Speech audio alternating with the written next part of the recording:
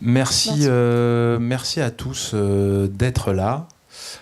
Ça fait 1 an qu'on a fait la première rencontre, c'est la 5e. Donc, avec toujours un peu la même idée, essayer de se former sur les questions climatiques, créer un espace de discussion entre scénaristes pour parler de ces sujets-là et de la manière dont on peut se les approprier. Et puis aussi créer un espace de réflexion. C'est un peu ce qu'on fait notamment au café là-haut après les conférences et les tables rondes. Mais au-delà de ça, on vous en parlera tout à l'heure, on va organiser des workshops pour réfléchir un peu ensemble et continuer un peu la réflexion de la manière, une fois qu'on maîtrise un peu mieux ces sujets-là, de savoir comment est-ce qu'on peut s'en emparer dans nos fictions et dans ce véhicule qui nous est propre, qui est différent du documentaire, qui est différent de quelque chose qui serait plus pamphlétaire. Comment est-ce qu'on raconte des histoires en prenant notre part aux transitions à venir. Donc on a initié ces rencontres il y a 1 an avec le Shift. Je vais laisser Emma vous présenter le Shift. Oui, effectivement, il y a 1 an, c'était avec une conférence de Jean-Marc Jancovici, donc cofondateur du Shift Project. Le Shift, pour celles et ceux qui ne nous connaissent pas, on est une association d'intérêt général dont la mission est d'éclairer et d'influencer le débat sur la transition énergétique et la transition bas carbone en France. Et on est effectivement ravis de s'associer à des scénaristes pour créer ces espaces de discussion, faire le lien entre la rigueur scientifique, les expertises techniques qu'on peut avoir côté Shift et les scénaristes qui ont envie justement d'intégrer ces enjeux dans leur projet d'écriture. On a abordé un certain nombre de sujets et ce soir, on voulait vous plonger dans Paris à 50 degrés. Donc, on a invité pour cela Alexandre Florentin, élu à la ville de Paris, qui travaille également chez Carbone 4, donc, qui a aussi été créé par Jean-Marc Jancovici. Et on va voir un peu ce à quoi pourrait ressembler une ville à 50 degrés. Ensuite, on en débattra avec 2 scénaristes qui vont travailler ou qui travaillent sur des quotidiennes et dont justement la représentation des villes est un sujet assez important dans leurs travaux. Je remercie aussi Isegoria qui nous fait la captation, qui nous permettra d'avoir une rediffusion de cette soirée. Voilà, donc je vais inviter Alexandre Florentin avec une plongée dans Paris à 50 degrés. Merci beaucoup Alexandre. Ouais.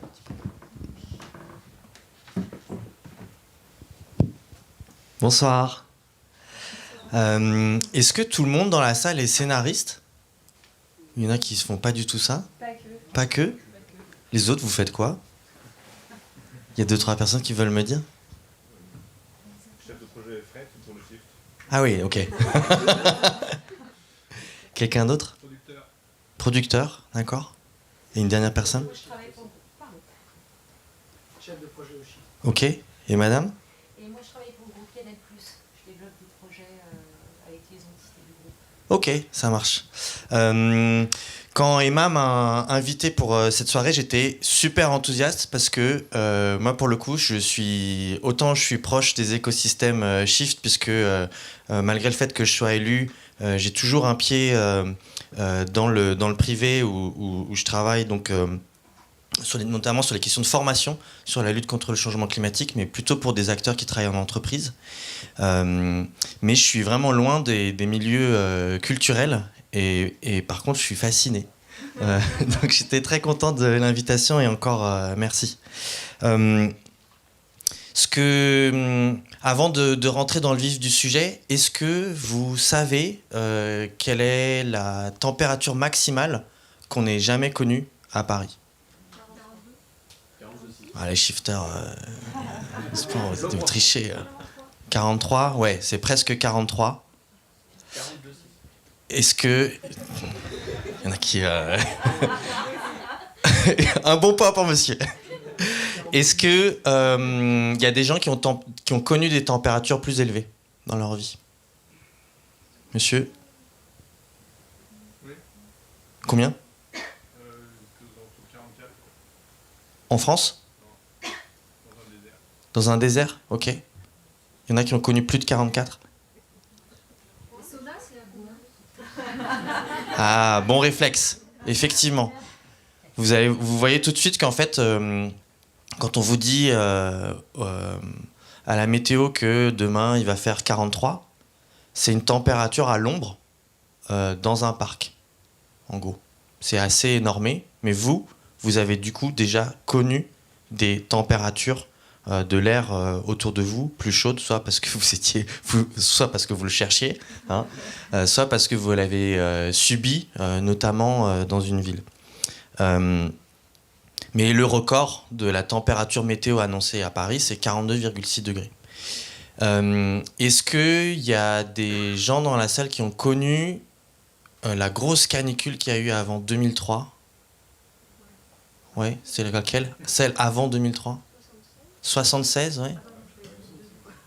76 ? Vous en avez un souvenir ? C'était quoi ?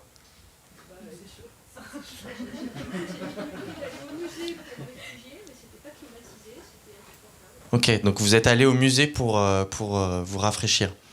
Vous savez quelle température il a fait à Paris en 76 ? 35 degrés. Et c'était censé être la canicule, mais surtout la sécheresse en l'occurrence, mais la canicule qui a marqué les esprits. Et quand je pose cette question-là quand je fais ce genre d'intervention, des gens qui me disent que en fait ils ont vécu cet été-là, ils ont des souvenirs d'avoir vécu, d'être restés cloîtrés dans leur maison, d'avoir été spécialement à la plage en dehors de Paris pour se rafraîchir, etc. L'organisation des vacances avait changé pour ça et tout. Je vous pose ces questions-là parce qu'en fait, mon grand-père, quand il était enfant à Paris, il n'avait pas systématiquement une journée au-dessus de 30 degrés les étés. Et ma nièce, maintenant, qui a une dizaine d'années, elle a à peu près une vingtaine de jours au-dessus de 30 degrés tous les étés. Donc en juste 4 générations, il s'est déjà passé beaucoup de choses. Et ce qu'on sait, donc je ne vais pas trop insister là-dessus, hein, mais c'est que la canicule, elle tue déjà. Elle tue notamment les personnes âgées parce que votre sang, il fonctionne comme un liquide de refroidissement. Et donc quand il fait très chaud, il a besoin de plus tourner pour être, quand il est au contact de la peau, qu'il y ait plus d'échanges et ça permet de se refroidir. Et donc quand il fait très chaud, votre sang il doit tourner plus et donc ça va solliciter votre cœur. Et donc toutes les personnes qui ont des problèmes cardiovasculaires sont particulièrement à risque dans ces situations. Là vous avez quelques chiffres qui vous parlent de ça. Paris est déjà la capitale d'Europe. Vous avez le plus de chances de mourir de chaud. Wouh.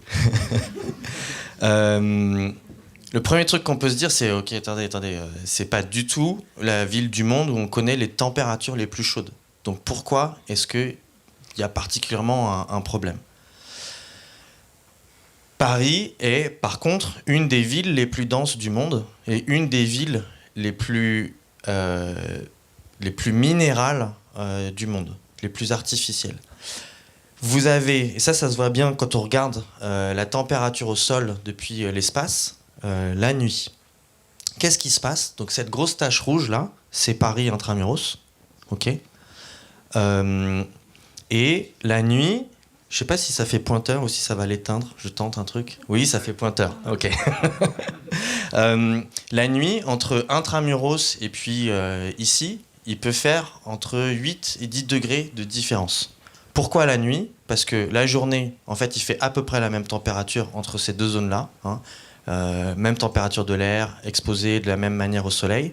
Sauf que ici, on va exposer du béton et du bitume qui va emmagasiner cette chaleur pendant la journée et qui va la restituer la nuit. Et si il fait chaud la nuit, eh ben, ça va empêcher les gens de se reposer, notamment. Ça va empêcher les corps de redescendre en température et de se reposer. Et c'est ça qui aussi, au bout d'un moment, fait que les gens vont mourir. Ils ne meurent pas parce que juste pendant quelques minutes, il va faire d'une température très élevée. D'où le fait qu'on puisse aller dans un sauna. D'accord ? Ce qui va compter, c'est qu'est-ce qui se passe dans la durée. Ce que je vous raconte là, c'est vrai pour les humains, mais pour d'autres raisons, c'est vrai aussi pour le monde végétal, pour le monde animal. Ensuite, une question qui est un petit peu moins connue, c'est que la chaleur, elle affecte déjà notre sphère technique. Si vous laissez votre téléphone portable longtemps au soleil, moi j'ai un Android, au bout d'un moment il me dit hop, je m'arrête de fonctionner, je suis trop haut en température. Donc super, on peut se dire il a été prévu pour ça. Sauf que par exemple, votre frigo, il a aussi ce qu'on appelle une classe climatique, c'est-à-dire qu'il a été pensé pour bien fonctionner avec une certaine température de l'air ambiant autour. Et j'ai une famille comme ça qui m'a raconté que quand ils ont déménagé à Dakar avec leur électroménager, au bout d'un an, leur frigo s'est arrêté de fonctionner.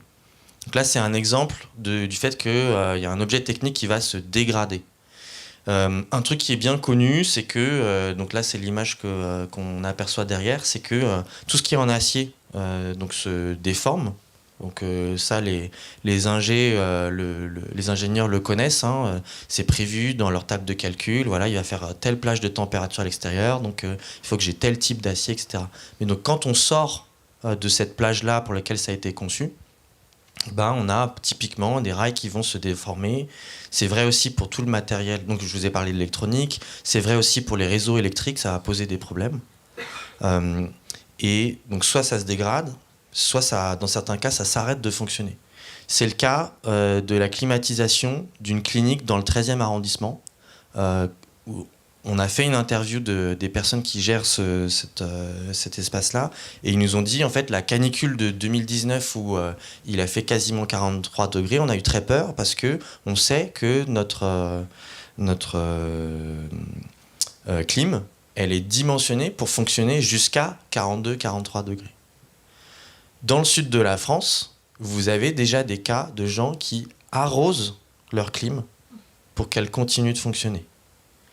Dans la ville de Phoenix, aux États-Unis, qui est une ville au plein milieu du désert, vous avez une espèce de course contre la montre où les gens changent de clim au fur et à mesure que le climat change pour que ce soit des clims toujours plus grosses et qui puissent fonctionner à des températures toujours plus élevées. Le problème, c'est donc là, de la même manière, on peut se dire oui, ok, y a de la clim dans des pays plus chauds, il y a des métros qui fonctionnent dans des pays plus chauds, c'est donc qu'on doit pouvoir, d'une certaine manière, adapter notre sphère technique à ce nouveau régime climatique. Toute la question, c'est est-ce qu'on va avoir le temps de le faire ? Est-ce qu'on va avoir les moyens, qu'ils soient financiers, mais qu'ils soient aussi matériels, hein, tout ça, ça va être du carbone, hein, si on veut changer tous nos rails, si on veut changer toute ou une partie de notre réseau électrique, etc., etc. Et puis le dernier point, c'est que la chaleur et puis plus généralement le climat, c'est un cadre pour notre organisation socio-culturelle. Donc il y a certains pays, donc par exemple les pays du Maghreb n'ont pas forcément les mêmes horaires d'école toute l'année. La sieste espagnole, c'est connu, les magasins sont fermés une partie de l'année sur certaines heures. Donc là aussi, on peut se dire, c'est donc il y a des moyens organisationnels, culturels de faire autrement. Oui, mais comme on n'a pas le même point de départ, ça va créer quelques difficultés. Par exemple, il y a plein de gens qui travaillent à Paris, dans Paris Intramuros, qui mettent 30, 45 minutes, 1 heure pour aller au travail. Ça va pas être tellement possible de leur demander de faire 2 allers-retours dans la journée parce que leur bureau ou leur travail va fermer entre midi et 16 heures. Et vous avez par exemple aussi des travailleurs dans d'autres domaines, donc, notamment dans le BTP, c'est eux qui nous racontaient ça, des gens qui travaillent et qui fabriquent, qui posent du bitume, donc non seulement ils sont à l'extérieur, c'est un métier physique, et en plus ils travaillent à côté d'un point chaud. Ils ont des relevés de température de leur air ambiant à 60-70 degrés. Ils nous disent, en fait, on est déjà au maximum de nos capacités d'adaptation. On a des horaires déjà qui sont différents en fonction de l'année, on a accès à des salles climatisées, etc. On est déjà au maximum. Donc, comme le dit l'essayiste Naomi Klein, quand vous avez le climat qui change, en fait, c'est tous les pans de notre société qui vont changer. Par ailleurs, Paris à 50 degrés, c'est déjà une réalité, au sens où on relève déjà des températures qui sont absolument anormales pour une vie en société telle qu'on la connaît, telle qu'on l'a dimensionnée à l'heure actuelle. En septembre 2023, je ne sais pas si il y a des parents d'élèves de primaire, collège, Mais on m'a fait remonter des relevés de température entre 36 et 44 degrés dans des classes à la fin de la première semaine de la rentrée scolaire. Comment est-ce qu'on arrive à ce genre de température ? C'est parce que en fait, y a des protocoles à l'heure actuelle dans les écoles pour dire non, on ferme les fenêtres. On ferme les fenêtres la nuit, contrairement à ce que vous pourriez faire quand il fait chaud. Et donc la température, elle va aller augmentante au fur et à mesure de la semaine. J'ai une étudiante il y a 15 jours qui me parlait d'un 40 degrés dans sa chambre de bonne, sous les toits.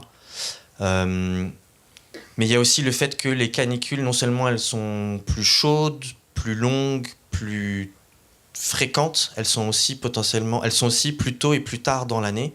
Et ça, par exemple, ça pose des problèmes de nouveau dans les écoles, alors que ce n'était pas le cas avant.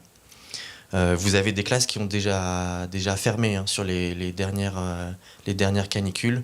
Vous avez des épreuves de concours qui ont été reportées parce qu'on n'est pas dans une anticipation. On fait un peu encore beaucoup au coup par coup, en oubliant un truc qui est pour moi la chose à savoir sur le changement climatique, c'est que ça ne revient pas en arrière. Dit simplement, c'est que, en grossissant un peu le trait, mais plus personne dans l'histoire de l'humanité ne connaîtra les étés de votre enfance. Dans le meilleur des cas, ça s'arrête au niveau de changement où on est. Ok ?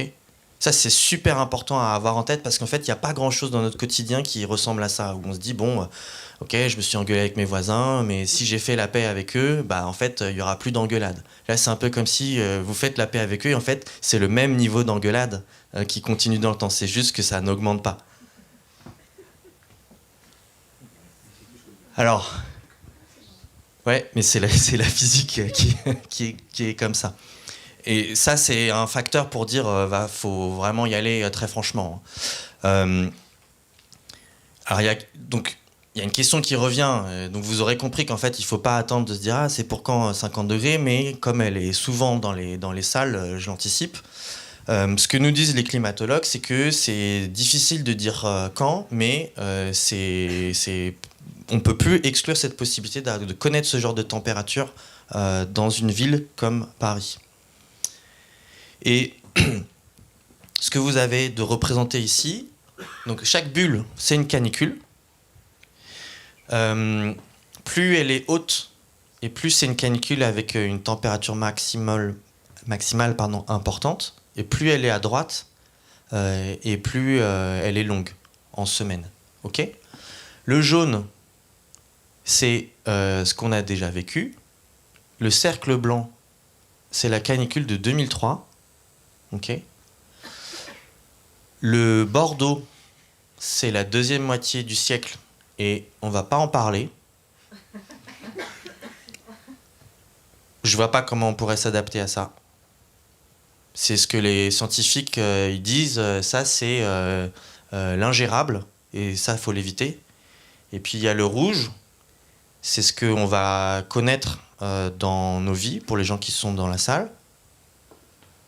Et ça, c'est l'inévitable et donc il faut apprendre à le gérer. Donc vous voyez que 2003, à côté de ça, ça va être un peu de la gnognotte. Plus c'est vers le haut et plus ça va... En fait, qu'on soit vers une canicule plus longue, plus chaude, ou en gros, quand elle est grosse comme ça, ça veut dire qu'elle est chaude longtemps.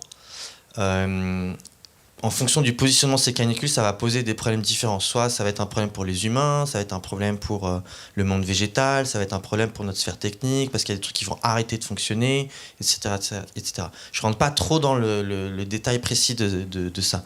Mais derrière ce gimmick de Paris à 50 degrés, c'est tout ce genre de situation qu'il faut apprendre à gérer. Je passe... Mais globalement, depuis la sortie du rapport, les nouvelles, elles ne sont pas très bonnes en termes de vitesse à laquelle le climat est en train de changer. Ce que je voulais vous présenter aussi, c'est qu'est-ce qu'on pourrait faire si, à la fois, on se prépare aux bulles rouges, mais qu'on a quand même évité les bulles violettes. D'accord ? Ce qui doit nous motiver pour réduire très très très drastiquement les émissions de gaz à effet de serre. Donc, les écoles, là vous avez à Paris, il y a un programme qui s'appelle les cours Oasis, où en gros on enlève du bitume, on végétalise, on ouvre ça aux gens du quartier, etc. Il y a aussi un programme qui s'appelle le programme des rues aux écoles, où globalement on ferme la circulation des rues devant les écoles. Là aussi, dans certains cas, on végétalise, on change la couleur du bitume quand il y en a encore, etc., etc. Tout ça c'est cool, mais ça ne change pas la température dans le bâtiment en lui-même. Et donc on sait qu'il va falloir assez rapidement, drastiquement, rénover tous les bâtiments des écoles. Quand est-ce qu'on fait des rénovations lourdes dans les écoles ? L'été. Donc là, vous avez les gars du BTP qui nous disent vous êtes gentils et vous oubliez, quoi. Et donc, une des solutions, c'est de fermer les écoles pendant 1 an. Enfin, pas toutes les écoles d'un coup, hein, mais j'en fermais une. Je fais des têtes qui font. On ferme une école, on dispatche les enfants dans des établissements scolaires aux alentours.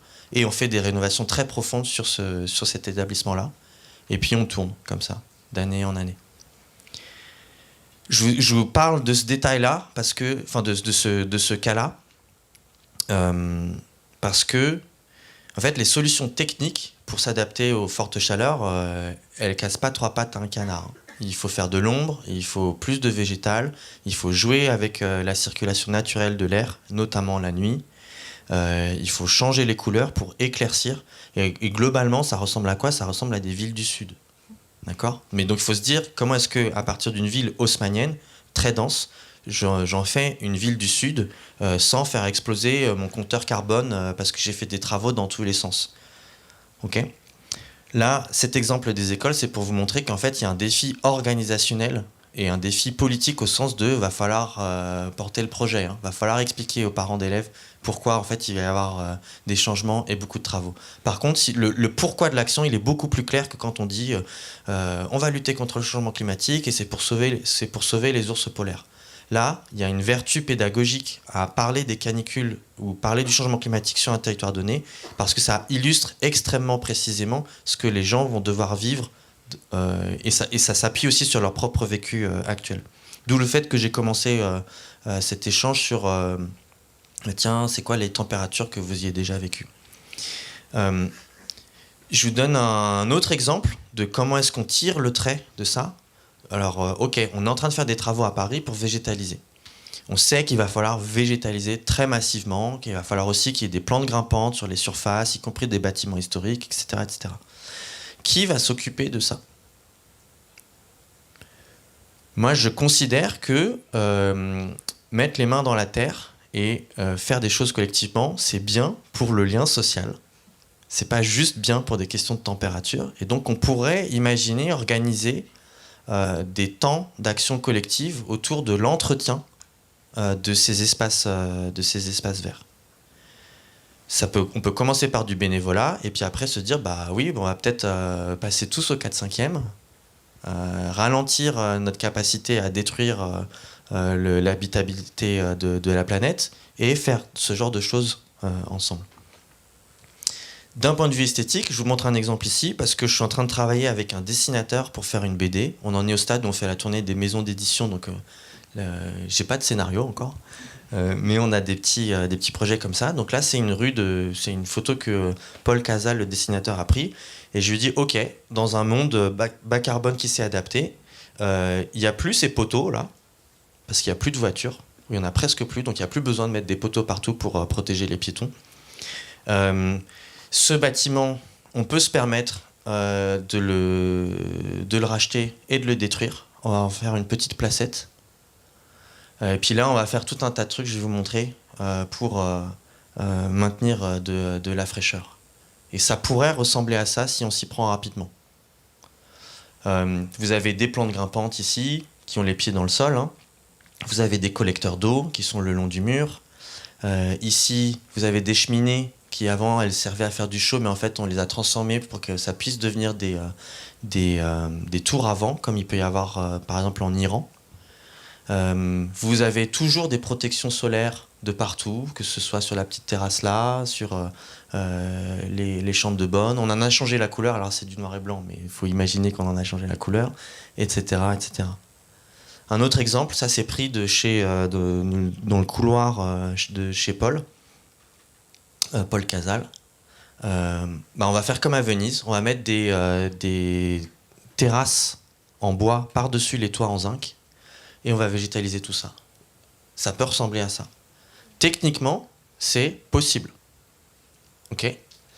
Organisationnellement, on est sur un défi du type nouvelle révolution haussmannienne.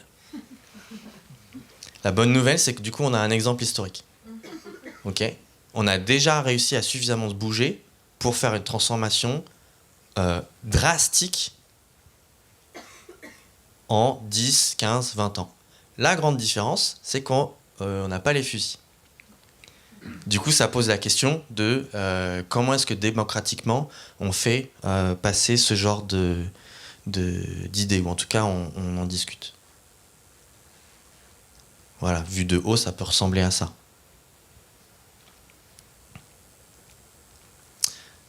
Je sais pas combien de temps j'ai pris. Il me reste 7 minutes. Ok. Je vous donne d'autres exemples sur le travail. Donc je reviens parce qu'en fait, il y a déjà des gens qui souffrent beaucoup de la chaleur. Je vous ai parlé des personnes dans le BTP. On a eu des remontées d'informations aussi de personnes qui travaillent dans la restauration. Les cuisines parisiennes, en moyenne, c'est 14 mètres carrés. On a des relevés de température, le max relevé par un syndicat, c'est 57 degrés. Donc autant vous dire que les équipements de protection, la personne travaille en short, claquette, t-shirt. Pensez-y, quand chez vous, vous ne feriez, aux périodes où vous n'iriez pas vous faire une pizza chez vous, ou je ne sais pas quel plat gratiné, hein. En fait, si vous le faites, si vous commandez ça dans un restaurant, implicitement, en fait, ça veut dire que vous reportez sur quelqu'un d'autre la souffrance liée à une très forte température. Ça pose des questions de, en fait, qu'est-ce qu'on va non pas qu'est-ce qu'on va manger au sens de juste qu'est-ce qu'on va produire, qu'est-ce qu'on va réussir à acheminer avec un changement climatique, mais aussi comment on va cuisiner pendant ces fortes périodes. Ça pose beaucoup de questions par rapport au service public, parce qu'il faut qu'il tourne. Et là, on n'a pas trouvé pendant la mission de solution magique où on se dirait, ah tiens, il suffit de dire que, par exemple, au-dessus de 40 degrés, on ne travaille plus. Même pendant les canicules, on sera bien content qu'il y ait des gens qui ramassent nos poubelles, qu'il y ait des services de sécurité, etc. etc.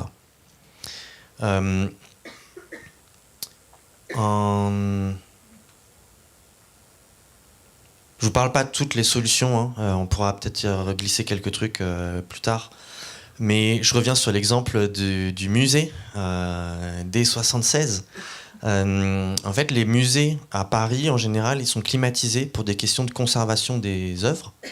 Il y en a beaucoup qui sont non pas climatisés avec des clims comme vous pourriez avoir à la maison, mais qui sont reliés par tout un tas de tuyaux à la Seine. Et donc, il y a des échanges thermiques pour refroidir. Par exemple, le musée du Louvre est refroidi grâce à la Seine, à l'heure actuelle.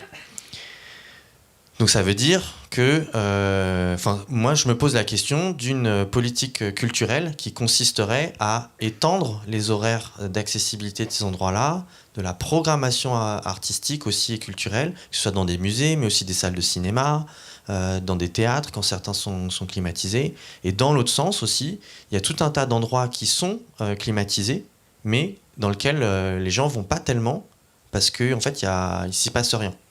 Il y a des salles comme ça de la mairie de Paris qui sont rafraîchies, mais les gens n'y vont pas beaucoup parce qu'en fait on s'y fait chier comme des rats morts.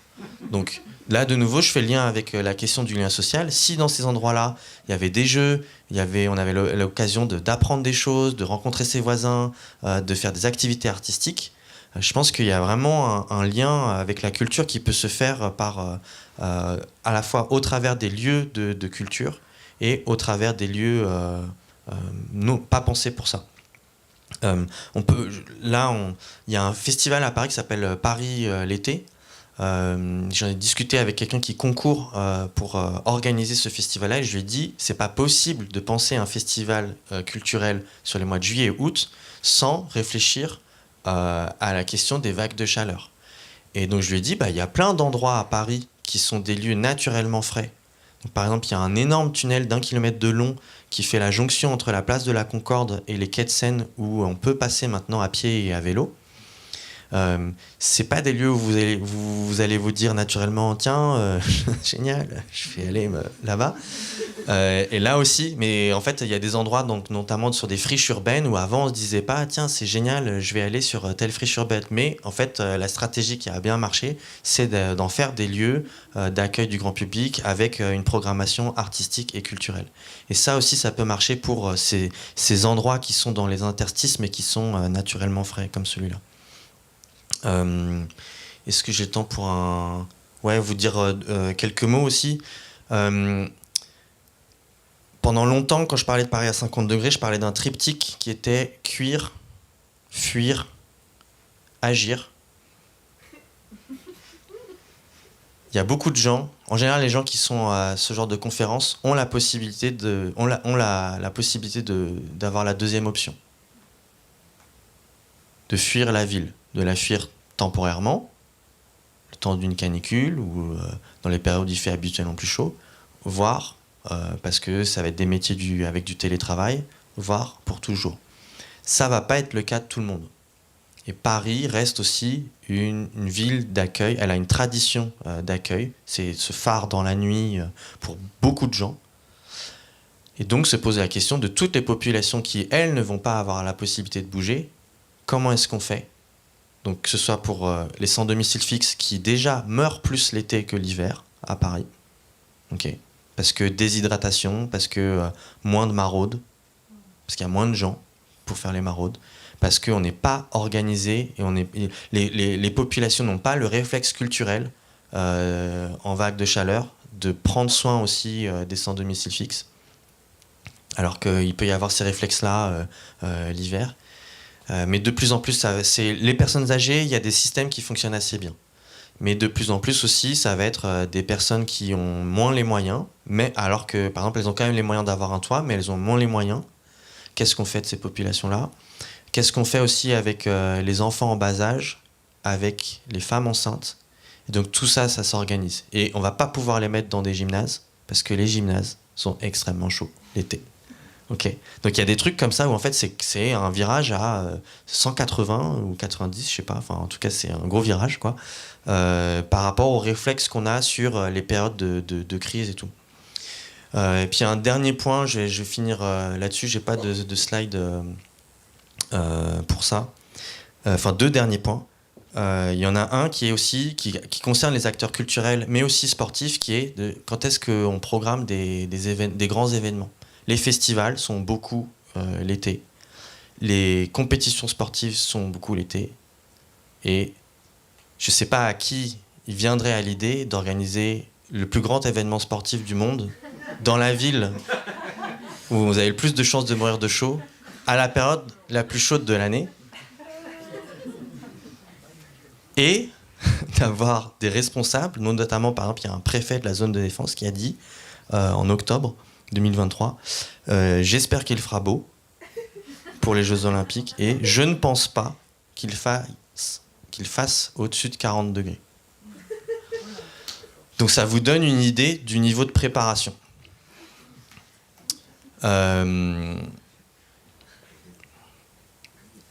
Et ça c'est l'anecdote amère, on va dire.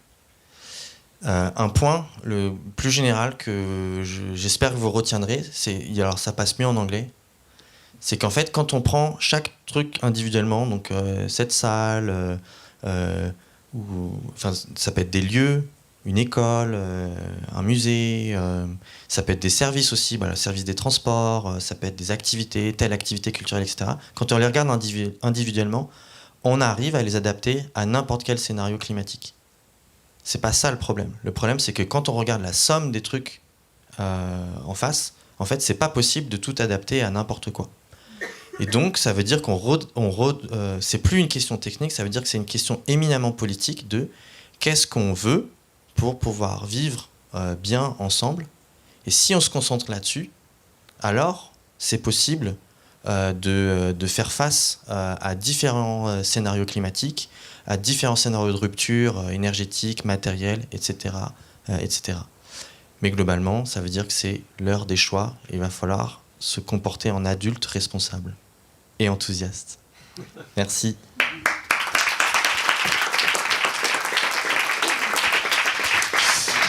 Merci beaucoup, Alexandre. Alors, je vais t'inviter à rester sur scène et on va installer la table ronde qui va suivre.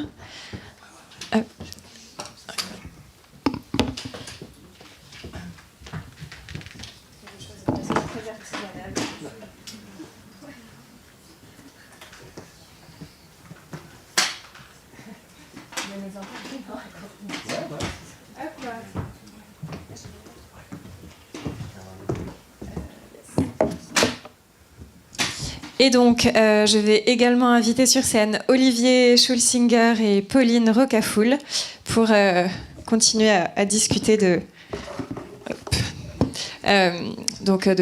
Paris à 50 degrés et du lien avec votre travail de scénariste. Donc, Pauline Rocafoul, tu es toi aussi scénariste. Tu as travaillé sur un certain nombre de quotidiennes. Oups, merci Alex.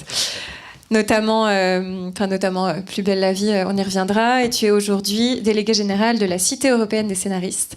Et Olivier Schulsinger, également scénariste, avec également beaucoup d'expérience, notamment sur des quotidiennes qui mettent en scène des villes où il peut faire chaud, comme Plus belle la vie et comme Un si grand soleil, dont tu es le créateur.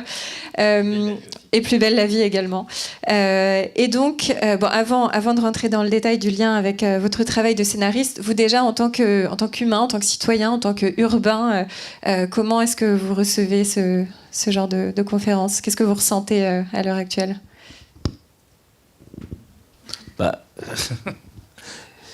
C'est un peu angoissant. Enfin, on découvre rien, mais on sait très bien que Paris est très peu adapté au changement climatique. Moi, je travaille aussi beaucoup à Montpellier et alors la température est encore plus haute et on a aussi, enfin, en ce qui concerne le centre-ville, un habitat qui est totalement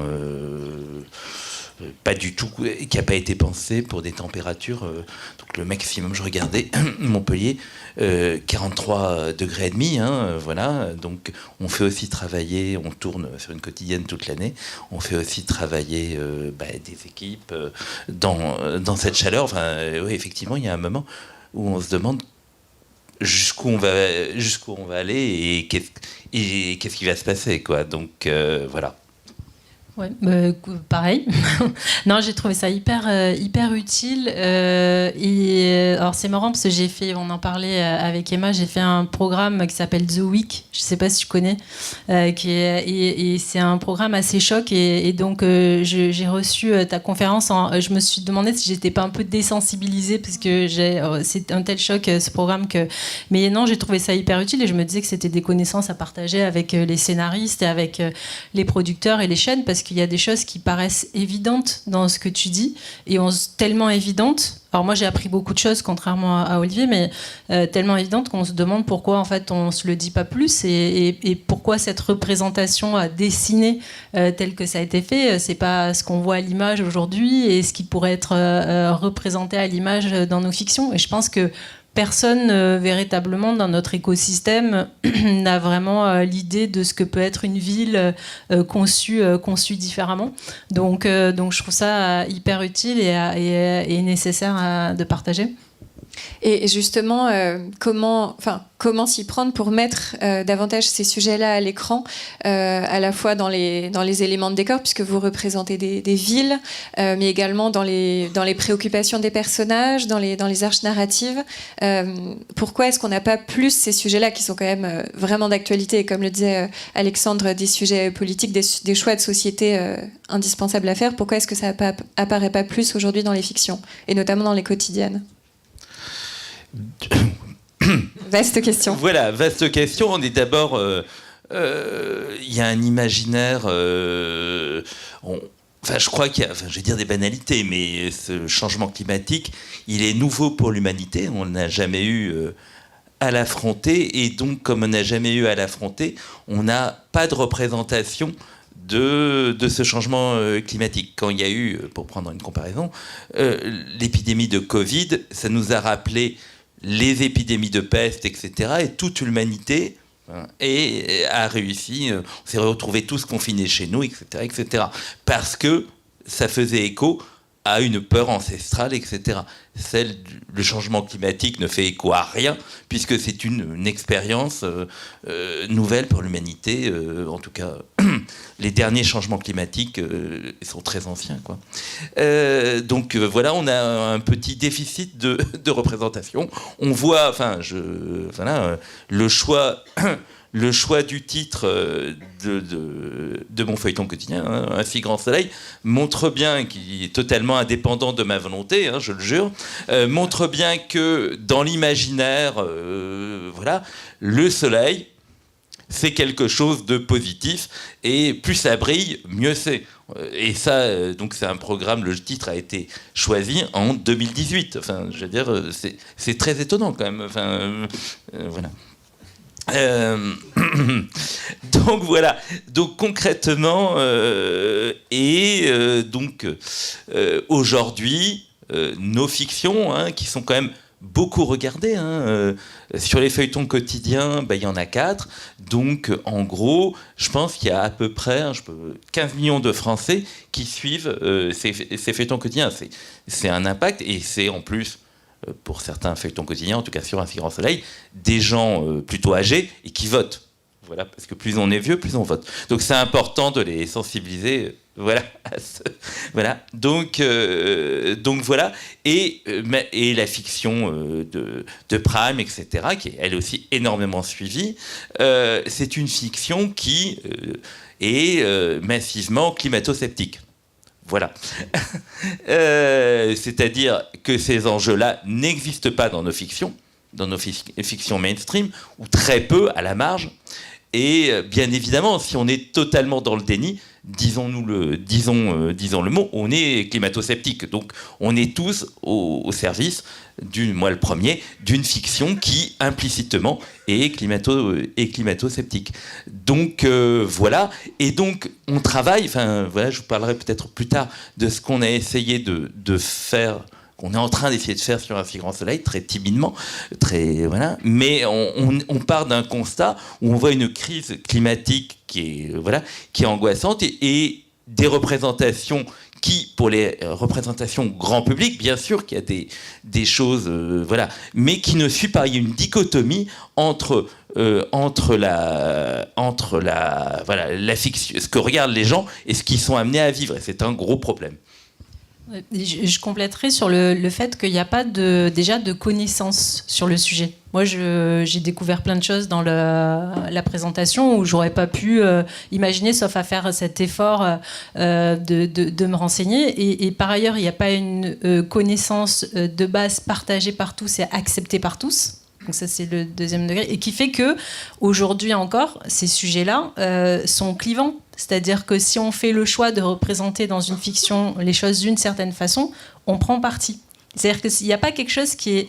cette connaissance et cette acceptation d'une situation qui serait partagée par tous et qui permettrait de représenter une réalité. C'est comme aujourd'hui, je pense que si on représente quelqu'un en train de fumer dans un café, tout le monde va être choqué en disant non, ça on peut pas faire ça, en fait on peut plus le faire, et même c'est pas bien, ça va. Et on a aujourd'hui tout un cadre référentiel qui fait qu'on pense que ce n'est pas bien, et même c'est hors la loi. Et ça, à quel moment on arrivera à créer une situation qui fait que quand on verra un habitat d'une certaine façon ou une voiture utilisée dans une certaine circonstance, on aura ce même réflexe et ce même étonnement en disant mais non, en fait c'est ce stade-là qu'il faut arriver à créer. Et je pense que pour le créer, il faut arriver à rassembler les gens, les citoyens, les politiques d'abord, parce que moi je crois beaucoup à quelque chose qui serait vraiment, qui viendrait du du sommet, qui est de dire voilà, il faut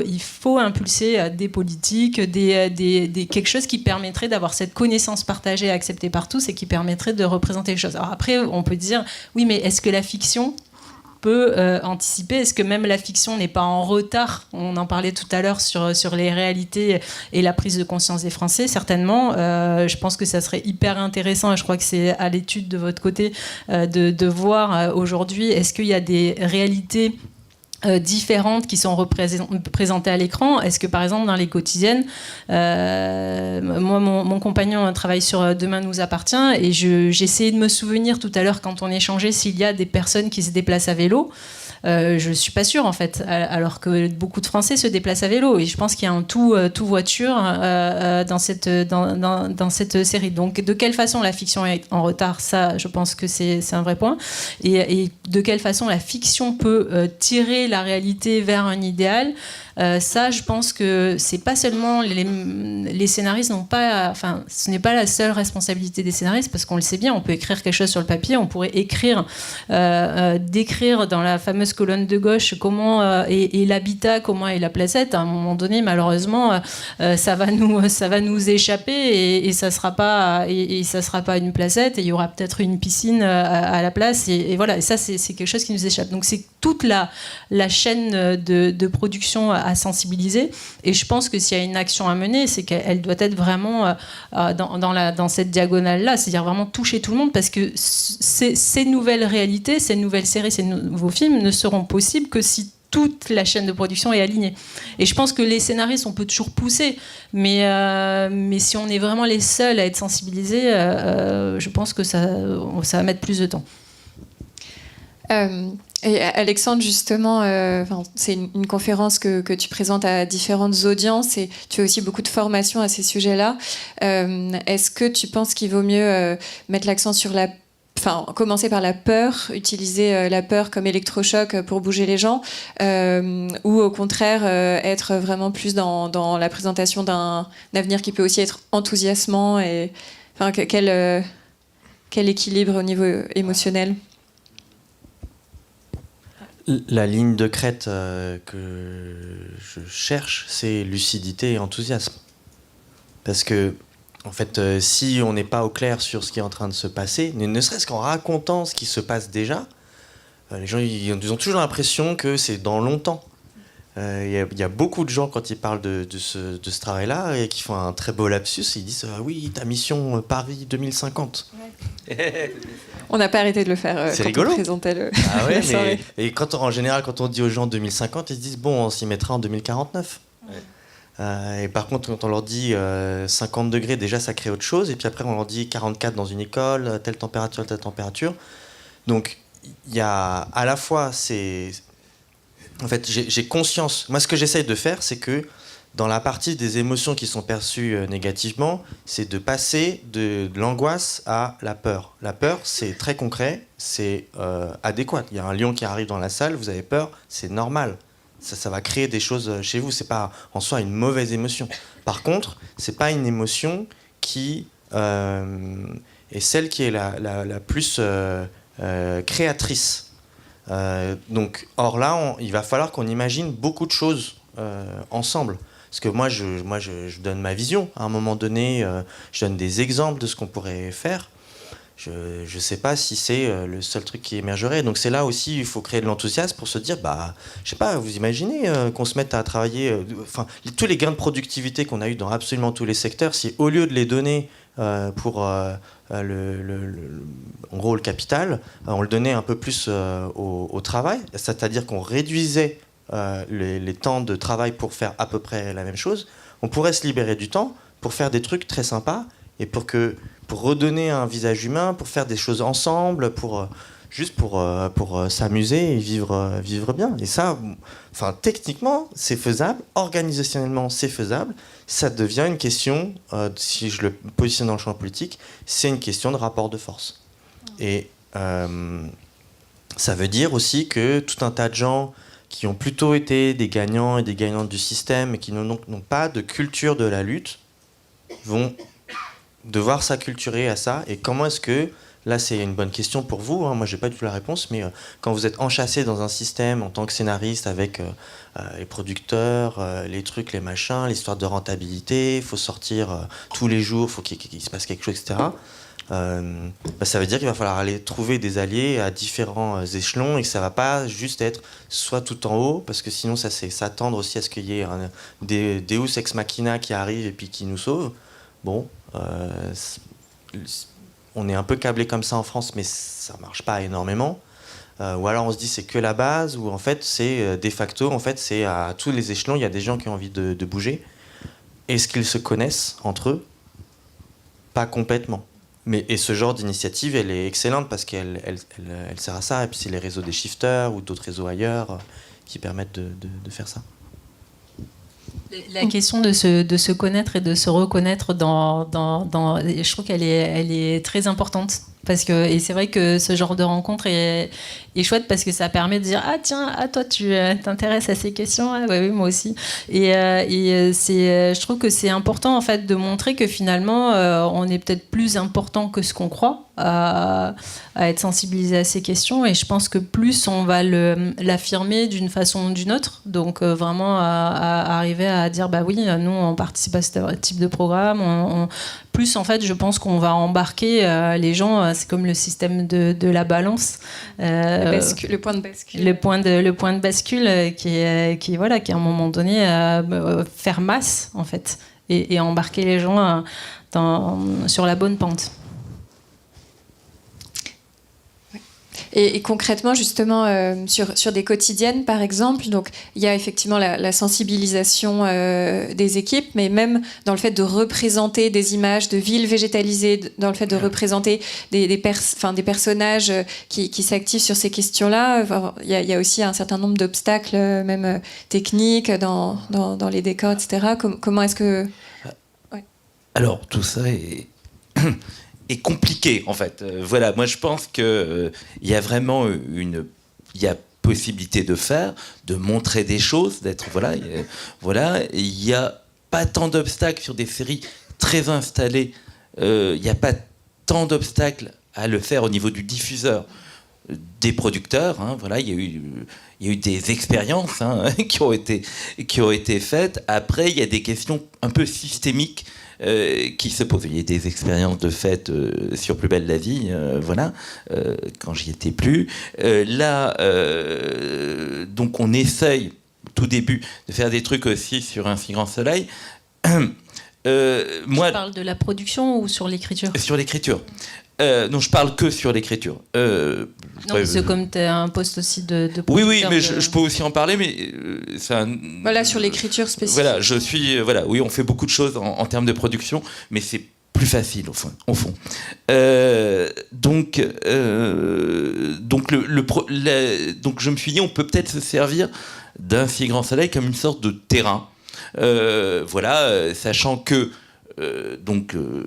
je dirige l'écriture, je suis plutôt écolo, le producteur, le vrai producteur, est très sensibilisé à ces questions-là, les équipes sont très sensibilisées à cette question-là, la chaîne nous demande d'y aller, donc super, donc les auteurs ont très envie, donc les planètes ont l'air alignées, et pourtant, donc on a un consultant qui est venu qui est en train de faire un constat, parce que même si tu es persuadé que tu veux parler de ces sujets-là, déjà, est-ce que tu le fais effectivement ou pas ?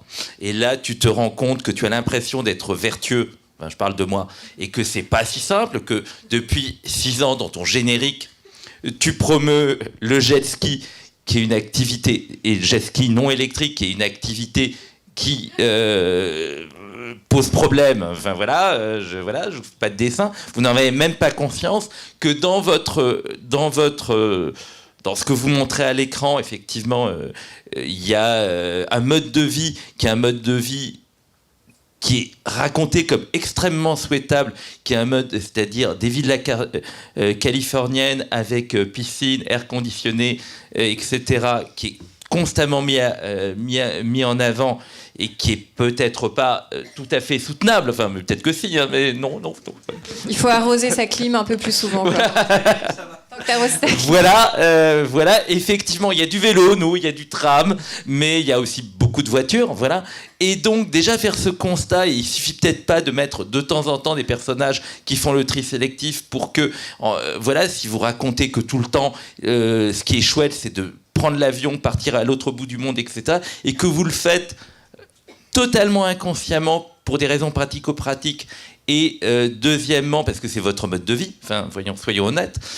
Donc voilà, donc déjà faire un constat. Et ensuite se réfléchir collectivement à ce qu'on peut montrer, bouger. Je ne crois pas du tout qu'il faille monter. D'abord, on a... il faut que les gens nous suivent. Hein. On est, voilà, un feuilleton, c'est quand même là pour rassembler beaucoup de téléspectateurs. Donc, je ne pense pas que soit montré que des personnages écolos voilà, le but n'est pas de faire une série édifiante, mais voilà, que ces enjeux existent. Donc, on est à ce stade-là de la réflexion, avec aussi, voilà, et montrer des choses positives. Et là, donc j'en viens. Voilà, le but, nous on raconte des histoires, mais surtout, on montre des images. Et donc, qu'est-ce que vous pouvez montrer de positif comme image, sachant que notre capacité financière est importante, mais on n'a pas la possibilité de végétaliser la ville. France Télévisions nous donne de l'argent, mais pas assez. Donc voilà. C'est dommage. Donc voilà, donc on a un lien avec la métropole, avec des élus, et en fait, voilà, on leur demande est-ce que vous avez des choses qu'on pourrait filmer, etc. Et en fait, c'est quand même, c'est pas simple. C'est pas Est-ce simple. que l'intelligence artificielle va pouvoir permettre de végétaliser Montpellier? Oui, peut-être, c'est vrai. Enfin, c'est surtout les trucages, ouais, effectivement, on peut. Mais en fait, on se retrouve avec des élus qui prennent des initiatives et qui font des choses. Hein. Montpellier est une ville dont la politique, depuis le changement de municipalité, a une vraie volonté, voilà. Mais alors là, quand vous allez voir les élus, je leur dire qu'est-ce qu'on pourrait montrer, c'est plus compliqué, il y a des blocages. Je pense fondamentalement, même si c'est des copains, qu'ils ne regardent pas la télé, enfin ils regardent que les chaînes d'infos à la télé, que la fiction, ils s'en foutent et qu'ils ne savent même pas que ça existe. La seule chose qui les intéresse, c'est que ça crée de l'emploi, mais en termes de récit. Et même s'ils me trouvent très sympathique, ils finissent de me dire on pourrait montrer des gens qui font du compost. Super, voilà, ça je l'ai fait. Mais voilà, et des vrais, voilà, moi je rêve de montrer effectivement des transformations d'écoles, le blocage, pour te donner le blocage, c'est que par exemple on essaye de montrer le tram de Montpellier, enfin donc de tourner dans le tram de la fosse. Le maire y est très favorable. Manu Reynaud, qui est le vice-président, très très favorable, qui est un copain. Et après ça bloque au niveau, parce que c'est un emmerdement pour l'administration, etc. Et que les enjeux de représentation, ils voient ça comme un gadget. Je crois que, donc c'est difficile. Enfin, je connais beaucoup de politique. Nos enjeux de fiction populaire sont très lointains. Enfin, peut-être que tu vas me dire le contraire et que tu regardes tous les feuilletons quotidiens tous les jours, mais en fait, c'est pas toujours le cas de tous les élus. Je pense que toi, tu es exemplaire. Et donc voilà, maintenant il faut avoir des choses à filmer. Tu vois, voilà, en animation, on a moins ce problème-là. L'animation est vachement pionnière et je pense que si cette génération climat a émergé, c'est aussi grâce à l'imaginaire suscité par nos collègues de l'animation. Mais excuse-moi, je suis trop bavard, mais en fiction, on a du mal, quoi. Enfin, on a du mal à trouver des choses à filmer, quoi. Et c'est difficile les gens qui sont en train de changer de la ville, de leur dire de temps en temps que vous avez un chantier qui vous semble intéressant, si vous pouviez nous faire un peu de place pour nos caméras et nous prévenir 6 mois à l'avance qu'on ait le temps de l'écrire, venez, voilà, le mettre dans le scénario, ça serait cool. Je suis pas encore arrivé, mais on va progresser. Alors, quand des tournages à Paris sur des mais des c'est vrai, il faut que écoles. je contacte Emily in Paris, en fait, pour montrer des trucs beaucoup plus concrets. Parce que Là où je te rejoins, c'est que je pense qu'effectivement, à l'échelon municipal, de manière générale, il n'y a pas ce réflexe de se dire il y a une bataille culturelle de l'imaginaire qui se mène aussi de votre côté et qu'on pourrait soutenir. Je prends le point. Je pense aussi, malheureusement, qu'il y a un manque d'imagination. Parce que là, en fait, il faut se projeter. Là, il faut imaginer un sacré nombre de trucs. Il faut avoir fait le travail de base assez approfondi, parce que moi, ça fait 3 ans quand même que je suis sur le sujet. Donc c'est énormément d'entretien, c'est aller créer une connaissance qui n'est pas forcément rassemblée. Elle est rassemblée techniquement, mais elle n'est pas rassemblée en termes d'histoire, de vie, qui se cache derrière tout ça. Et après, le travail d'imagination sur les solutions, c'est beaucoup de temps, et je pense que j'ai pas mal de collègues élus, notamment ceux qui sont dans l'exécutif, et donc ils doivent, en gros c'est chez eux que ça arrive, hein, les dossiers d'urgence, urgence. Moi j'ai le luxe d'être en politique, mais pas encore dans l'exécutif, donc j'ai une plus grande capacité à gérer mon emploi du temps et le temps que je mets là-dedans. Mais par contre, ce que je constate, c'est que dès que vous donnez l'espace à des personnes pour imaginer les choses, elles le prennent. Là, en ce moment, et dépêchez-vous parce que c'est que jusqu'au 17 mars, mais il y a une exposition incroyable au pavillon de l'Arsenal, où en fait, là, pour le coup, c'est un concours qui a été organisé, qui s'appelle Vers Paris 2050. Il y avait plusieurs thèmes à l'intérieur, 4 ou 6, je ne sais plus, dont un qui s'appelait le droit à la fraîcheur. Et en fait, il y a 14 équipes sur 20, à peu près, qui ont choisi ce thème-là. Les autres n'avaient rien à voir avec la chaleur. Hein. Et donc, moi, quand j'ai appris ça, déjà, ça montrait bien que, contrairement à ce que... c'est pas hyper présent dans le discours politique, hein, ces histoires de changement climatique. Mais là, d'un seul coup, en fait, comme c'est un vécu des gens, en fait, on leur donnait l'espace et ils s'en sont saisis. Et donc, il y a plein de choses qui ont été imaginées. Alors, ça va jusqu'à le fait de faire gonfler des énormes ballons d'hélium au-dessus de Paris pour créer de l'ombre aux endroits où on peut pas faire planter d'arbres. Je sais pas si c'est vraiment faisable. Mais moi, j'avais jamais imaginé un truc pareil. Et là, ça, par exemple, ça peut être un vecteur de poésie aussi. Pas obligé d'être toujours réaliste dans ce qu'on propose. Ouais. Moi, je m'astreins à ça parce que je suis positionné. Je suis dans le champ politique. Mais ça peut aussi raconter des histoires qui sont jolies. Et en tout cas, être une source de créativité pour les scénaristes, justement, via la Cité européenne des scénaristes, vous formez énormément de nouveaux scénaristes et ça vous semble aujourd'hui assez essentiel de les former aussi à ces enjeux parce qu'il y a un potentiel d'histoire. Oui, c'est un sujet qui est pas mal porté par la vice-présidente de la Cité, la Elodie, qui est dans la salle. Et c'est vrai que à un moment donné, en nous intéressant, en m'intéressant à ces sujets, je me disais, mais nous, qu'est-ce qu'on fait en tant que structure de formation et structure culturelle? De quelle façon on peut acculturer ces jeunes qui ont la trentaine, hein, pour la plupart, qui passent par notre centre de compagnonnage, et c'est une vraie question. Comment on peut changer et mettre des filtres différents, et donc on réfléchit à des solutions. Moi, c'est vrai que j'ai pas mal accroché au programme The Week, qui me semble être un programme très impactant, à la fois rationnel mais surtout émotionnel. C'est vraiment une expérience émotionnelle très forte, qui est comme une claque et qui permet de voir les choses différemment. Qui permet de réveiller. Et je pense qu'à partir de ce moment-là, on peut intégrer de nouvelles connaissances et se nourrir. Et comment créer ce lien vers cette connaissance, parce que c'est une connaissance... moi, j'aime beaucoup ton positionnement. Parce que souvent, quand on parle d'écologie, d'ailleurs quand on parle d'écologie aux chaînes, ils nous disent « Ah non, mais les gens, ils n'ont pas envie d'entendre parler d'écologie, on ne va pas les déprimer. » Et je trouve que c'est chouette parce qu'en fait, même si tu parles de Paris à 50 degrés, moi j'ai trouvé hyper aspirationnel les dessins. Je me disais que j'avais trop envie de vivre dans cette ville. Et que du coup il y avait quelque chose qui était de l'ordre de se créer un petit paradis, alors peut-être qu'il sera sous contrainte avec des chaleurs mais réinventer un modèle de ville et de société, ça peut être hyper enthousiasmant.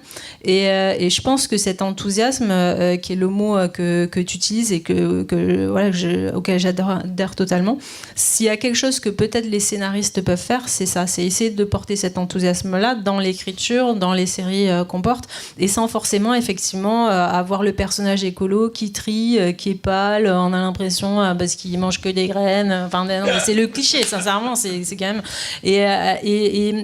et aller aussi en fait décentrer, c'est-à-dire c'est important effectivement que chaque individu prenne sa responsabilité, mais aussi se dire que finalement, enfin moi ce que j'ai aimé dans cette présentation, c'est que je me suis pas sentie véritablement culpabilisée, et j'ai senti que c'était pas dans mon comportement, alors certes tu l'as dit, réduire les émissions de CO2, mais ce qui était hyper fort, c'était de se dire en fait on peut créer aussi l'endroit où on veut vivre, l'aménager, et ça peut être super chouette d'avoir plus d'arbres, des endroits pour les écoles où effectivement, enfin moi j'ai 2 filles, les cours bétonnés sans arbres, on se dit mais c'est aberrant en fait de les faire évoluer dans ce type d'environnement. Donc de se dire bah oui en fait c'est entre nos mains de changer notre comportement individuel, mais aussi de dessiner un nouveau paysage, un nouvel environnement dans lequel quand même quand on voit ces dessins, moi je me sentirais beaucoup plus heureuse sur cette petite placette que dans la maison sans étage qui a avant. Alexandre, tu voulais réagir? Ouais, en fait, une fois j'ai fait un atelier d'écriture avec Claire qui est dans la salle. C'était génial parce que je venais avec, là pour le coup c'était plus la carte expertise, et j'étais en dialogue avec des artistes. Alors il y avait il y avait une romancière, il y avait quelqu'un qui était plutôt du côté cinéma, etc. Et en fait le nombre d'histoires, de cadres, d'idées, d'angles qui peuvent se générer rapidement, moi je trouvais ça extraordinaire, et ça animait ma flamme de vie.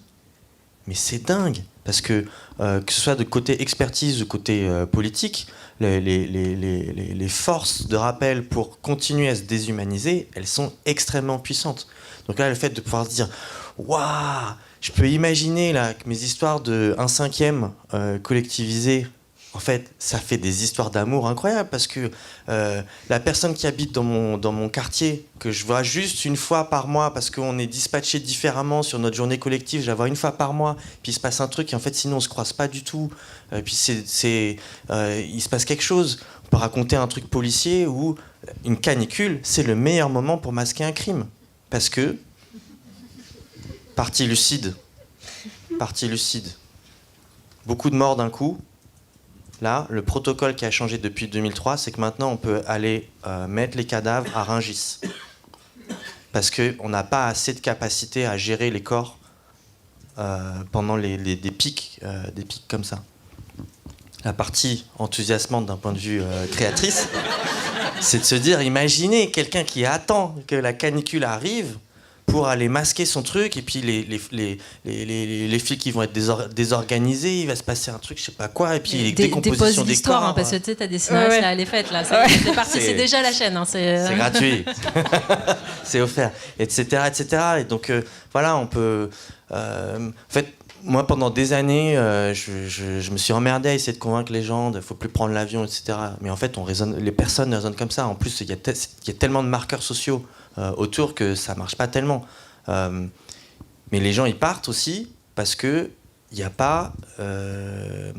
J'ai jamais encore rencontré de potes, et j'aimerais créer cette vie là, mais j'ai jamais rencontré de potes qui me disent non, je peux pas partir en week-end parce qu'en fait il y a un événement à Paris auquel je veux participer. Un truc, ça fait des mois que j'essaie de l'organiser avec les gens de mon quartier. On va bloquer la rue, il va se passer un truc super sympa, et voilà. Et ça, c'est aussi... je tire beaucoup de cette inspiration-là parce que moi-même, c'est mon vécu, et c'est mon vécu au travers des mouvements climat et de collectifs comme Planète Boom Boom, qui vraiment se met dans les manifs climat, et plus maintenant il n'y en a plus, mais dans les événements climat, et qui vient juste se dire bon, on va faire la fête, on va se retrouver, et cette révolution haussmannienne, ou cette transition, vous l'appelez comme vous voulez, elle va pas se faire derrière les écrans, elle va se faire parce qu'on va être content d'être ensemble et qu'on va être content d'arrêter de parler comme ça en format conférence et d'aller boire un verre.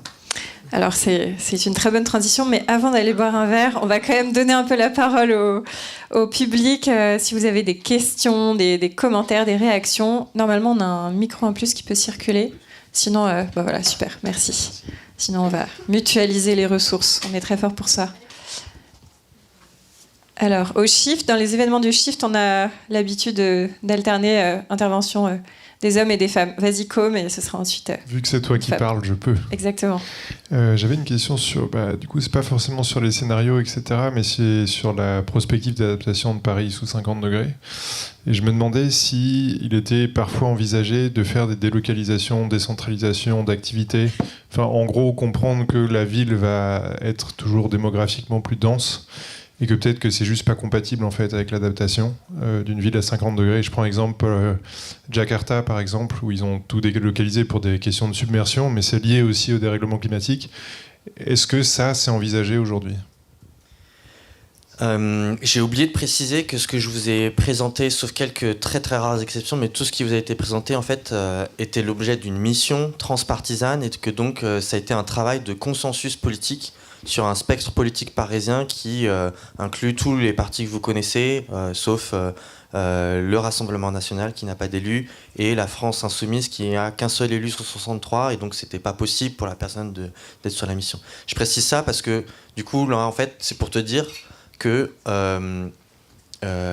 les niveaux de transformation dont tu parles sont absolument impensables dans la classe politique à l'heure actuelle. C'était déjà un énorme saut quantique d'en arriver à se dire que on va parler du 50 degrés et que c'est une tendance dure, etc. Moi, par contre, c'est des trucs que très clairement, par exemple, là, pour le coup, c'est plus dans le cadre de la BD, donc là, je n'ai pas besoin de créer du consensus. Avec Paul, on a imaginé que l'école s'arrête plutôt au mois de juin. On se projette en 2060 dans un Paris qui s'est adapté et le climat n'a pas complètement dérivé au niveau mondial. Les enfants, on a un personnage d'un enfant, l'école s'arrête début juin et il est envoyé 3 mois en classe verte. Et puis vous avez une adolescente qui a 17 ans et en fait elle est carrément envoyée 1 an en dehors de Paris pour prendre soin de la terre, pour aller participer à tout ce qu'on va devoir faire en termes d'agroécologie, etc. Il va falloir de la main-d'œuvre.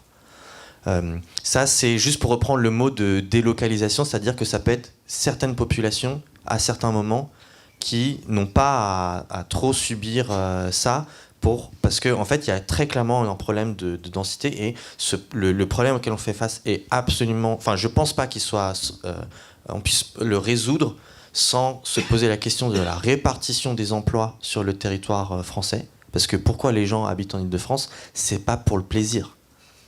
60%... Ouais, non mais 60% des gens interrogés en Île-de-France disent qu'ils préféraient habiter ailleurs. Pourquoi ils restent ? Parce que c'est là où il y a leur emploi. Et donc, il faut craquer ce code aussi et arrêter... Moi, j'en ai marre des discours qui font de la densité un absolu, comme si à chaque fois qu'on augmentait la densité, on faisait baisser l'empreinte carbone, etc. C'est pas du tout linéaire comme truc. Une ville le genre de ville qui a un avenir beaucoup plus assuré que Paris en termes d'habitabilité, c'est par exemple Le Mans. Il y a un centre historique qui est très dense, et puis vous avez accès à vélo à une ceinture maraîchère. Nantes, ça reste encore dans un ordre de grandeur, de taille qui est jouable. Paris, va falloir y aller pour maintenir l'habitabilité. On va faire du lobbying pour Émilie Le Mans. prochaine série à succès. Il y avait d'autres questions. Ouais. Oui, alors moi, ma question, elle concernait le DPE, parce que pour l'instant, j'ai l'impression que c'est la solution qui a été avancée par le gouvernement. Voilà. Ouais, le diagnostic vraiment pour essayer d'améliorer l'isolation des bâtiments. Mais moi, j'ai l'impression qu'en l'état, c'est un peu inapplicable en fait entre préserver Paris, pour que ce soit encore joli à regarder, comme dans Emily in Paris, encore une fois, garder le côté vieille pierre, etc. On peut pas mettre 30 cm d'isolant à l'extérieur. Et j'ai l'impression qu'en plus, là je peux peut-être me tromper, mais que toutes ces histoires-là d'isolation, ça concerne surtout le froid, mais que ça prend pas tant que ça en compte les soucis de canicule dont on parle depuis tout à l'heure, quoi. Donc vous, cette solution, est-ce qu'elle vous paraît intéressante, ou est-ce qu'on est juste en train de perdre du temps là, avec ces étiquettes thermiques des bâtiments Alors de manière globale, en gros, tout notre appareil normatif fait qu'on regarde les choses pour un climat qui n'existe déjà plus. Donc là, c'est DPE, c'est ce que vous mentionnez, mais c'est la RE 2020, etc. Parce que sinon, je fais le raisonnement par l'absurde, sinon on n'aurait pas, à l'heure actuelle, des bâtiments qui sortent de terre maintenant, qui sont des serres. C'est des serres. On conçoit énergétiquement des serres. Et la ville de Paris a donné l'autorisation pour la tour Triangle et compagnie. Moi, ça fait toujours rire quand on me dit que non, on avait anticipé. Donc, il y a des gestes techniques. Je ne vais pas rentrer trop dans le détail, on peut peut-être en parler parce que c'est quand même assez vite, assez pointu. Il y a des gestes techniques sur la rénovation du bâtiment qui sont bien et pour le froid et pour le chaud. Et puis, il y a des zones dans lesquelles il y a des contradictions. Donc c'est ces contradictions qu'il va falloir aller résoudre rapidement. Et puis il y a des choses qui sont très vite, très bien pour le chaud. Donc par exemple, quand on habite sous les toits, c'est mon cas, le premier truc à faire, c'est d'installer des stores extérieurs. Sur tous les Velux, c'est possible. Tous les modèles ont la possibilité d'installer un store extérieur. Ça vous fait chuter la température à l'intérieur. Et après, tout n'est pas contradictoire. Donc, quand on a cette vision très patrimoniale, en gros, on pense pas trop aux bâtiments d'après-guerre. Les gens se disent plutôt ça par rapport au patrimoine haussmannien ou faubourien. Bon, c'est des endroits qui, en dehors du dernier étage, ont des gros murs en pierre. Donc ça, c'est très bien pour le problème du chaud. Donc, en fait, c'est vraiment une question de... Parce qu'il ne faut pas non plus que penser au chaud. On va continuer d'avoir des hivers froids, et puis il faut décarboner, donc il faut bien isoler, etc., etc. Mais tout ça ne fait que plaider pour de la sobriété, des pulls l'été, les fenêtres ouvertes les nuits d'été. J'ai dû faire une erreur là dans des pulls l'hiver. Machin. Avant de trop investir, et notamment sur un seul scénario climatique, parce que après on peut complexifier le débat en se disant oui, mais si la circulation dans l'Atlantique change et qu'en fait on a des hivers très froids qui arrivent, comment on fait? Pauline doit nous laisser. Merci beaucoup, Pauline. On va peut-être prendre encore une ou deux questions, puis ensuite on poursuivra les discussions à l'étage avec un verre. Merci beaucoup, Pauline. Ouais. Et à très bientôt. Merci beaucoup, Pauline. Et merci à tous les trois pour vos témoignages très inspirants. Moi, j'avoue que je suis toujours assez frappée de voir à quel point des gens qui sont dans des positions de décideurs ont l'air d'être pas du tout conscients de l'impact des images qu'on projette. Alors là, on a le cas des imaginaires et des histoires et des images, mais on a aussi la question de la publicité qui est très classique, où on a l'impression que ça n'a aucun impact sur les choix et les représentations des consommateurs et des citoyens. Et du coup, c'est un peu une question que je me pose, je ne sais pas si vous aurez la réponse, mais comment est-ce qu'on fait prendre conscience à ces gens-là de l'impact que ça a de montrer des choses? Est-ce qu'il faut arriver à vulgariser des travaux de sociologues enfin bref, je sais pas, je pose ça là. Et puis après, une question plus sur les scénaristes justement et le travail dans le cinéma et l'audiovisuel et globalement la culture en général. On n'a pas trop parlé de qu'est-ce qui peut être fait pour accélérer les choses. Il y a effectivement ce qui peut être fait à l'échelle du scénariste et à l'échelle des producteurs. Ce que je comprends, c'est qu'il y a quelques personnes qui sont un peu militantes et c'est super. On n'a pas vraiment le temps d'attendre que tous les scénaristes deviennent un peu plus militants et fassent des choses chacun à leur mesure. Du coup, qu'est-ce qui peut être fait pour débloquer un peu le système, massifier un peu ce mouvement-là? Est-ce qu'il faudrait des réglementations? Est-ce qu'il faudrait que les shifters fassent une analyse approfondie de toutes les séries ou en tout cas les contenus les plus populaires pour dire qu'est-ce qui devrait être dedans, qu'est-ce qui devrait pas être dedans? Super bonne nouvelle. Mais qu'est-ce qui, selon vous, pourrait avoir de l'impact pour essayer d'accélérer un peu ce mouvement-là? Merci. Oui, enfin, je pense qu'on n'a pas besoin d'attendre que tous les scénaristes soient écolos. C'est quand même une sensibilité qui est forte.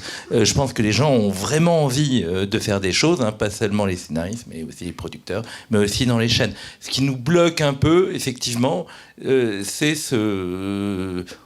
déjà un premier constat où on en est objectivement. On est tous pris par des productions, par des routines. Une série, c'est un travail collectif qui englobe plein de gens, enfin voilà, voilà, donc c'est toute une équipe à entraîner.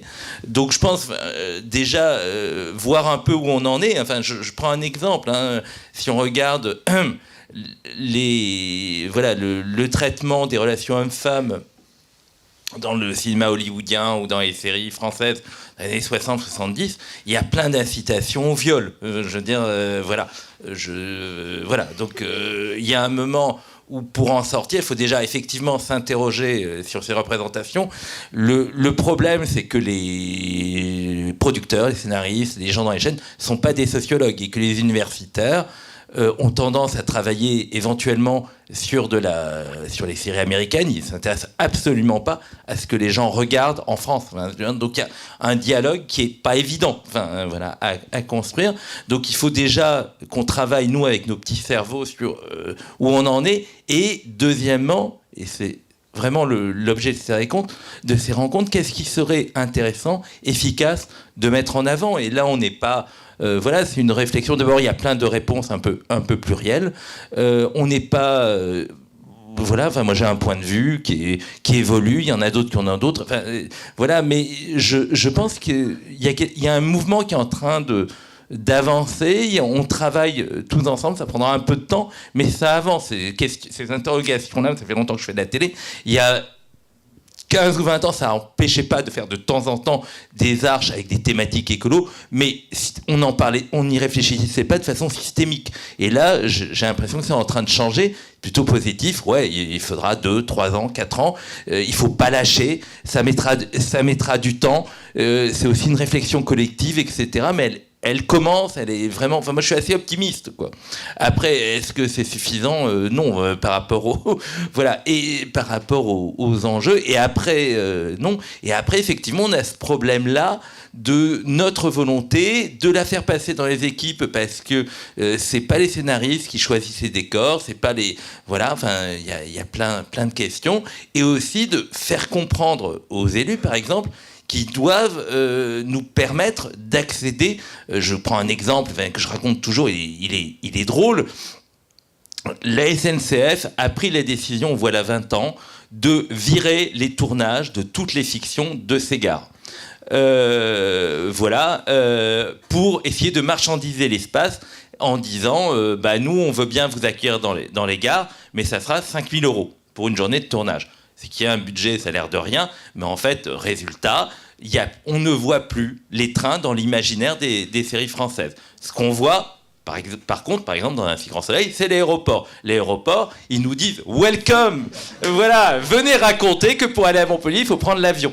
Effectivement, et tu te retrouves donc devant quelque chose qui est quand même une administration, je ne sais pas comment le dire, une entreprise publique, qui se fout du récit, j'ai une sorte de je m'en foutisme absolu, mais c'est un symbole de... Si on veut raconter qu'on peut changer les modes de vie, il faut aussi que que l'extérieur nous permette et se rendre compte des enjeux de l'imaginaire. C'est quand même avoir... on n'écrit pas des romans, c'est avoir des images à filmer, et c'est pas simple, quoi, parce que c'est déjà des enjeux très abstrait, donc le peu qu'on a, il faut qu'on nous permette de poser nos caméras, quoi. Merci. Moi, j'avais juste pour répondre par rapport à qu'est-ce que les scénaristes pourraient... qu'est-ce qu'il pourrait y avoir au niveau des scénarios. Moi, je suis assez étonné qu'au niveau du CNC, notamment, qui est un organisme public, il n'y ait pas des subventions spécifiquement pour des films qui parlent des nouveaux récits, qui parlent d'écologie. Et en fait, il y en a spécifiquement, notamment pour les films de genre, depuis quelques années, donc films d'aventure, comédie musicale. Et je me dis, à un moment donné, le sujet est tellement grave, tellement prégnant, que voilà. Donc c'était un premier truc. Donc au niveau des structures publiques, que ce soit France Télé pour la télé ou le CNC pour le cinéma. Et sinon, par rapport au privé, juste la problématique, moi, qui me paraît, outre le fait que la crainte que ce soit anxiogène ou clivant, c'est que c'est basé sur un modèle de publicité qui incite à consommer, avec des gens qui veulent placer leurs produits. Et comme l'explique bien justement Jean Covici, à un moment donné, si on veut moins consommer d'énergie, moins produire de chaleur, il faudra un peu moins consommer. Et ça, si vous essayez de vendre un récit comme ça, j'imagine à une chaîne privée, où tout son modèle est construit sur ça, peut-être que ça passera pas trop. Donc voilà, c'était un peu les deux pistes qui me... Alors, moi, je suis totalement en désaccord. Donc ça, c'est intéressant. Justement, c'est hyper intéressant du coup. Voilà. Je suis... D'abord, je pense que le rôle du CNC n'est pas de subventionner... Enfin, de décerner des bons points. Et le CNC joue un rôle très important parce qu'il est en train de nous aider à écologiser la production. Ça, c'est très important. Mais voilà. Statutairement, ils n'ont pas le droit. En plus. Ils n'ont pas le droit d'intervenir sur les contenus. Et statutairement. Voilà, donc c'est pas. Donc voilà. Et pour moi, l'enjeu, c'est pas tant d'avoir des niches, d'avoir la BA du court-métrage écolo, de la série écolo, etc. C'est très bien si ça existe. Mais le but, il est beaucoup plus... c'est d'écologiser la fiction française. C'est-à-dire qu'il y ait quelque chose sur ces enjeux-là, partout, dans les séries mainstream déjà installées. Je pense que c'est le vrai enjeu, quoi. Enfin, voilà. Après, ça n'empêche pas... Voilà, parce que je suis désolé, mais faire une série écolo, il y en a, hein, voilà... J'ai peur que ce soit que les gens déjà convaincus qui la regardent. Moi, ce qui m'intéresse, c'est d'essayer qu'on arrive à mettre, comme on l'a fait, sur, par exemple, les questions de genre, d'homophobie, etc. Il y a un moment que ça doit emporter toute la fiction. Voilà. Allez, on va prendre une toute dernière question. Yes, Caroline. Et ensuite, on ira poursuivre les débats à l'étage. Au bistrot. Après une petite annonce. C'est pas vraiment une question, mais c'est pour rebondir sur ce qui est dit. Nous avons initié il y a 2 ans maintenant une démarche qui s'appelle l'écran d'après, qui a été soutenue par le CNC, parce qu'effectivement le CNC ne va pas sur la création, sauf qu'ils ont soutenu l'initiative qui a été co-construite, notamment avec Olivier et d'autres participants, boîtes de prod, scénaristes de la télé et du cinéma, Philippe Boueffard qui est là notamment. Et l'objectif, c'était de co-construire un outil qui est disponible en open source, qui a 3 versions, parce qu'effectivement, les scénaristes seuls ne peuvent rien faire, mais donc il faut embarquer les scénaristes, les producteurs et les diffuseurs. Donc il y a 3 versions de l'outil qui sont disponibles. Et l'objectif, c'est d'aider chacun à se poser des questions sans apporter des éléments de réponse, mais sur son récit uniquement. Donc par le prisme de l'histoire, on vient aider à se poser des questions sur le profil des personnages, le modèle de société qu'on veut mettre à l'écran. Et donc voilà, si ça vous intéresse, vous pouvez trouver cet outil, il est en open source et ça permet juste d'identifier des éléments qu'on peut faire évoluer dans son histoire pour ensuite aller embarquer l'ensemble des équipes, les producteurs et les diffuseurs. Très bien. Eh ben, merci beaucoup. On rajoutera cette source dans les ressources documentaires qu'on mettra à disposition sur le site du Shift. Un grand merci Alexandre, Olivier et donc Pauline pour vos interventions. Oui, faire une petite annonce des prochaines sessions. Donc cette rencontre était la 4e, ici à Paris, la 5e rencontre qu'on organise dans le cadre de ces rencontres scénario transition. On prévoit aussi d'organiser des ateliers, donc des ateliers de travail, de réflexion autour de thématiques précises. On en a déjà fait, on va continuer. Il y aura une session en mai. On va refaire également une soirée comme celle-ci début juillet. Je crois qu'on a la salle le 3 juillet, si je ne me trompe pas. Et donc, restez en ligne et restez ce soir pour aller boire quelques verres avec nous. Et oui, effectivement, on organisera des ateliers et des fresques type fresque du climat, atelier d'automne, pour vous permettre de continuer à vous former sur les causes, notamment du changement climatique, les enjeux, les solutions. Voilà, des deux côtés, c'est-à-dire probablement le même jour, enfin ça c'est encore en cours d'organisation, mais vous recevrez des mails. Mais l'idée c'est de vous donner accès éventuellement à des outils pour parfaire un peu votre connaissance du sujet, tel que Fresque du climat et ce qu'a listé Emma. Et en parallèle de ça, et j'allais presque dire, une fois fait ces parcours de formation ou ces ateliers de formation, de proposer d'organiser des ateliers qui sont plus des workshops et des espaces de réflexion pour pouvoir sortir avec des propositions d'outils à destination de nos coreligionnaires scénaristes, d'amorcer un peu sur des sujets précis des questions très spécifiques de dramaturgie et de se demander, parce qu'on parle de la manière dont on va porter ces fictions à l'écran, mais faut-il encore les écrire? Et c'est des sujets dont il n'est pas forcément évident de s'emparer. Donc l'idée de structurer un tout petit peu ce qu'on fait donc pour la 5e fois, ce qu'on va faire au bistrot tout à l'heure, en mettant ces réflexions de manière un peu plus construite et avec une vraie feuille de route. On vous le proposera et on vous proposera d'y participer. Voilà. Et merci à tous d'être là. Merci à toutes et à tout de suite au bistrot. À tout de suite.